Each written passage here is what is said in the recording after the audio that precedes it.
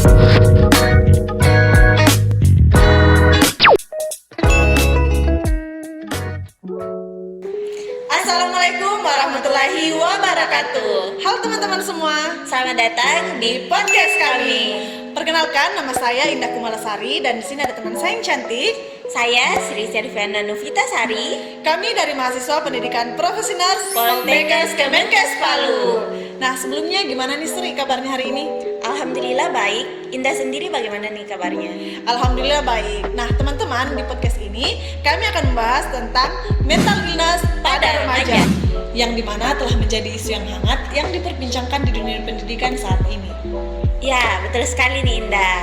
Jadi sebelum kita bercerita lebih lanjut mengenai mental illness pada remaja ini, perlu kita ketahui bersama apa sih itu mental illness? Tentunya istilah ini sudah tidak asing nih di telinga teman-teman sekalian. Jadi, menurut Departemen Kesehatan Republik Indonesia pada tahun 2010, mental illness atau gangguan kejiwaan adalah suatu perubahan pada fungsi jiwa yang menyebabkan gangguan pada fungsi jiwa yang menimbulkan penderitaan pada individu yang menyebabkan hambatan dalam melaksanakan peran sosialnya.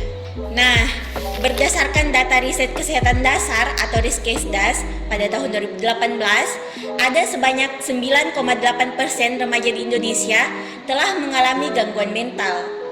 Nah, terlebih pada pandemi COVID-19 kemarin, gangguan kesehatan mental khususnya pada remaja terjadi peningkatan. Adapun jenis dari mental illness itu sendiri yaitu yang pertama anxiety disorder. Nah, anxiety disorder ini adalah gangguan mental yang ditandai dengan perasaan khawatir, takut yang cukup kuat sehingga dapat mengganggu aktivitas sehari-hari. Ada juga yang namanya generalized disorder. Nah, generalized disorder ini yaitu gangguan berupa khawatir terus-menerus, gelisah, dan terganggunya konsentrasi. Selain itu, ada juga yang namanya attention deficit hyperactivity disorder atau yang biasa kita singkat ADHD. Nah, ADHD ini merupakan gangguan mental berupa perasaan rendah diri, kesulitan menjalin hubungan, hingga sulit beraktivitas sehari-hari. Nah, bukan cuma itu Indah, ada lagi nih, panic disorder dan social anxiety disorder, di mana panic disorder sendiri merupakan serangan panik yang terjadi secara tiba-tiba. Penderitanya akan merasa panik, ketakutan, gemetar, berkeringat dingin, merasa sesak nafas, dan merasa hal buruk akan terjadi pada dirinya. Selanjutnya, social anxiety disorder, yaitu gangguan kesehatan mental di mana penderitanya akan merasa interaksi sosial dapat menyebabkan kecemasan yang irasional pada dirinya. Gangguan kesehatan mental di Indonesia sendiri tak jarang loh memicu penderitanya untuk bunuh diri. Bahkan nih, ada sekitar 47% kasus bunuh diri yang terjadi di Indonesia itu terjadi pada usia remaja dan usia dewasa muda. Ya, oleh sebab itu penting bagi kita semua untuk mengenal tanda-tanda gangguan kesehatan mental pada remaja ini. Nah, adapun tanda-tanda mental illness pada remaja yaitu yang pertama, tidak bisa mengontrol emosinya.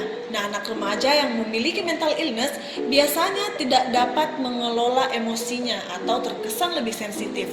Nah, biasanya tiba-tiba sedih yang begitu dalam, tiba-tiba marah yang begitu meledak-ledak. Jadi intinya tidak bisa mengontrol emosinya. Selanjutnya yang kedua yaitu perubahan perilaku yang tidak wajar. Contoh nih, misalnya ada anak remaja yang biasanya sangat suka bersosialisasi, tiba-tiba dia menarik diri dari lingkungan. Nah, itu hal yang harus perlu diwaspadai. Selanjutnya yang ketiga yaitu prestasi di sekolah menurun. Nah, karena enggan tadi bersosialisasi, enggan beraktivitas dan menarik diri, remaja yang punya mental illness ini mengalami masalah dalam proses belajarnya sehingga prestasi di sekolahnya menurun. Nah, kondisi ini juga bisa membuat fungsi kognitifnya seperti kemampuan berpikir, mengingat, atau memecahkan masalah itu menjadi lebih lemah dari biasanya. Ya, ada juga nih yang mengalami gangguan tidur dan makan. Ada juga yang melakukan kebiasaan buruk. Contohnya nih, anak usia remaja kan psikisnya bermasalah. Biasanya akan meluapkan emosinya dengan melakukan hal-hal buruk.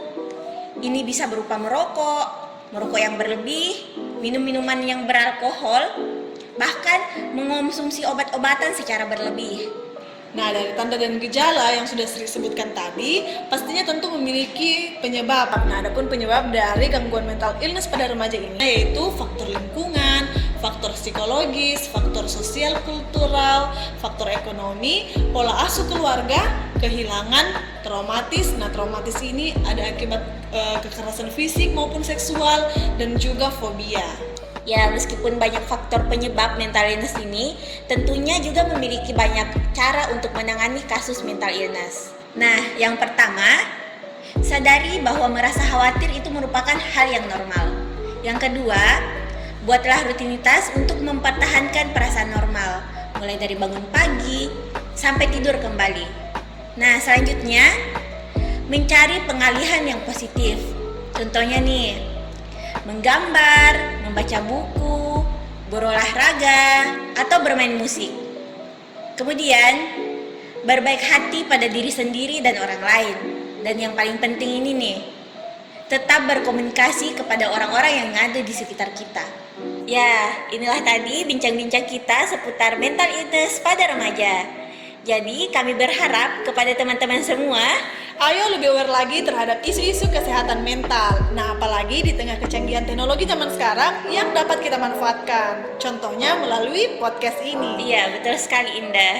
Nah, sebelum kita akhiri podcast ini, kami akan memberikan sebuah pantun. Jalan-jalan ke Bengkulu, jangan lupa membeli bambu. Salam dari Poltekkes Kemenkes Palu. Wassalamualaikum warahmatullahi wabarakatuh.